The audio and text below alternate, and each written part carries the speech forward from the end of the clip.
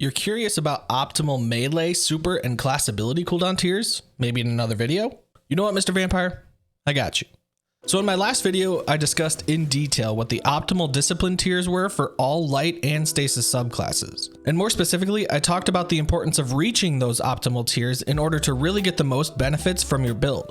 In today's video, we're going to go over the optimal tiers for the remaining abilities, intellect and strength.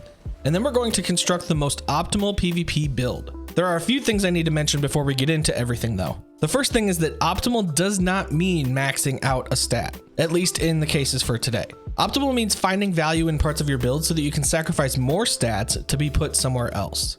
So what we're going to do today is take a look at some charts that I made and see if we can find the tier or tiers that give us the most benefit. The second thing is that inherently all stasis abilities will have slower cooldowns than their light subclass counterparts. For example, tier 10 discipline on stasis gives a 53-second cooldown on your grenade, while on any light subclass it will be a 32-second cooldown. Likewise, tier 5 intellect on stasis has a cooldown time of 4 minutes and 47 seconds on your super, whereas on any light subclass, tier 5 intellect has a cooldown time of 4 minutes and 31 seconds on your super. And the third thing is that on light and stasis subclasses, the strength tiers actually vary from class to class. For example, on light subclasses, Titans and Warlocks have the same cooldown times compared to Hunters, which have a slower overall cooldown time per tier. And on stasis, Hunters and Warlocks have the same cooldown times per tier, while Titans have a faster overall cooldown time per tier. All of that may seem confusing right now, but I promise I'll have some visuals later in the video explaining all of that a bit better. So let's move over to the spreadsheets. For those of you that saw the last video, this should look pretty similar. In the first column, we have each tier being represented by its corresponding number, along with the actual stat values within those tiers in the parentheses. The second column is the cooldown of each respective tier, and that's represented by minutes and seconds. The final column is the difference in value between each specific tier. The numbers in the last column are ultimately what's going to dictate what makes a tier optimal for our build today. All right, let's start with our super cooldowns.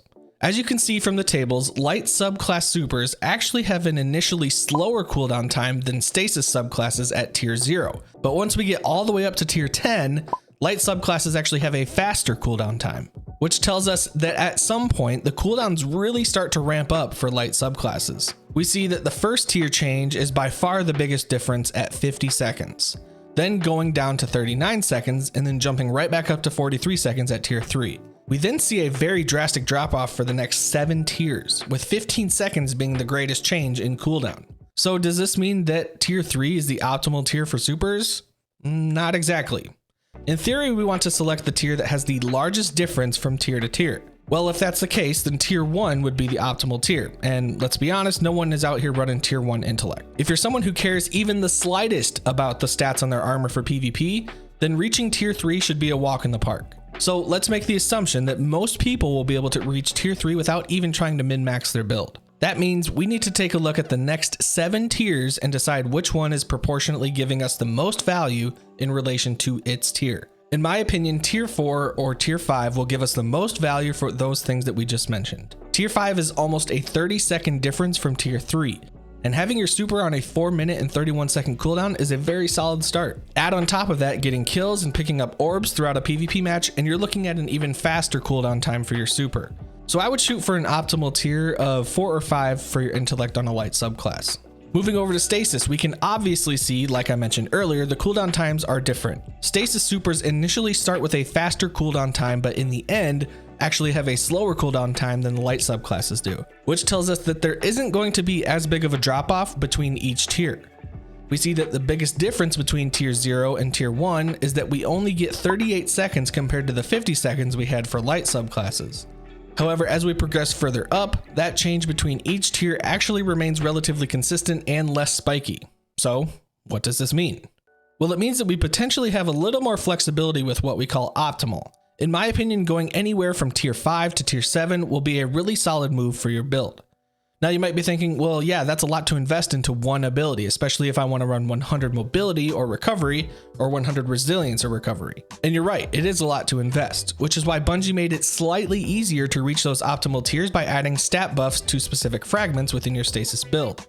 So you can either make the choice of running specific fragments that might not necessarily mesh with your stasis build, but still gives you those stat bumps in areas you want, or you can create a build that revolves entirely around one particular thing.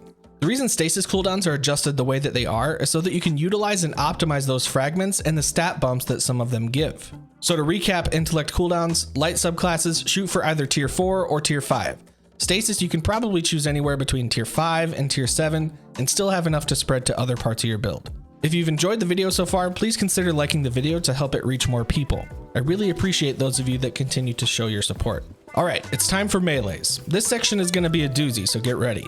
As I mentioned earlier, melee cooldowns actually vary from class to class and from light subclasses to stasis subclasses, so there's quite a few layers to discuss. However, unlike the ambiguity of which tiers were optimal for supers, we actually seem to have some more definitive answers as to which melee tiers are going to be most optimal. Starting with light subclasses, warlocks and titans each have the same cooldown time as one another, while hunters have an overall slower cooldown time for each strength tier. Warlocks and titans, your clear-cut optimal tier is going to be tier 4. As you can see from the table, the only tier that has a difference from tier to tier that's in the double digits, other than the first tier, is tier 4, which has a 14-second difference from tier 3. Any tier higher than tier 4 on a warlock or titan will give you proportionately smaller benefits. Hunters, aside from tier 1, which gives an 11-second change, the next two highest changes from tier to tier are going to be tier 4 and tier 5. In my opinion, I'd go with tier 5 though. With abilities like throwing knives and smoke grenades, having a faster cooldown to your strength stat is always going to be a positive. So shoot for tier 5 on this one, but don't feel bad about tier 4. Hunters, also keep in mind that you've got the effects of Gambler's Dodge, which completely gives you back your full melee charge when you dodge near an enemy. Realistically, that's why the cooldown times are slower for hunters. For stasis, hunters and warlocks have the same cooldown time for each tier, while titans actually have a faster cooldown time per tier. Hunters and warlocks, your base strength stat cooldown starts at 1 minute and 58 seconds and can max out at 43 seconds if at tier 10.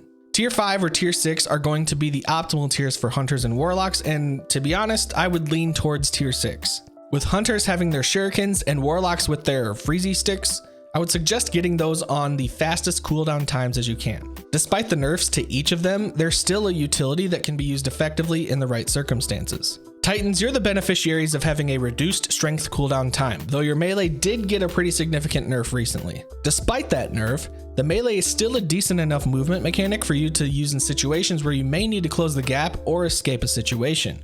And without question, the optimal tier for you to run is tier 5. It is the only tier that has a double-digit difference from one tier to the next, and it ensures that you get that melee in less than a minute, no matter what. You can even use double outreach mods to reduce that timer anytime you put up your barricade. If you use a behemoth in PvP, shoot for tier 5 strength. Okay, to recap. To make this simple, we're going to go class by class, then light subclasses versus stasis subclasses. Starting with light subclasses, hunters, your optimal tiers are going to be tier 4 for discipline, either tier 4 or 5 for intellect, and tier 5 for strength. Titans, your optimal tiers are going to be tier 4 for discipline, tier 4 or 5 for intellect, and tier 4 for strength. Warlocks, your optimal tiers are tier 4 for discipline, tier 5 for intellect, and tier 4 for strength. Moving to stasis. Hunters, your optimal discipline tier is either tier 5 or 6, tier 5 through 7 for intellect, and tier 5 or 6 for strength. Titans, your optimal discipline tier is tier 5 or 6, tier 5 through 7 for intellect, and tier 5 for strength. Warlocks, your optimal discipline tier is going to be tier 5 or 6, tier 5 through 7 for intellect, and tier 5 or 6 for strength. Now, with regards to remaining stats for mobility, resilience, and recovery, each class obviously needs to prioritize differently. No matter what class you play on, always try to spec for either tier 9 or tier 10 recovery. Plain and simple. You'll experience the effects of having high recovery much more frequently than any of the other two. Hunters, your two groups to prioritize high stats in are recovery and mobility. Titans, recovery and resilience. Warlocks, there's really no reason you should run anything lower than tier 10 recovery due to your class ability being tied to the recovery stat. Otherwise, in high-end PvP content, warlocks will typically spec for higher intellect since they aren't focusing on higher mobility or resilience. Some of you may choose to spec for higher tiers for different abilities, and that's fine. Make sure you're catering those tiers to fit your playstyle. Hopefully this serves as a reference for you when you're making those types of decisions for your build. If you're interested, I put a link to all the spreadsheets I brought up in today's video down in the pinned comment if you want to utilize them for yourself. Check out the last video I did on discipline tiers if you haven't already, and make sure to join our community Discord. Links in the description. Thanks for watching, and as always, we'll see ya.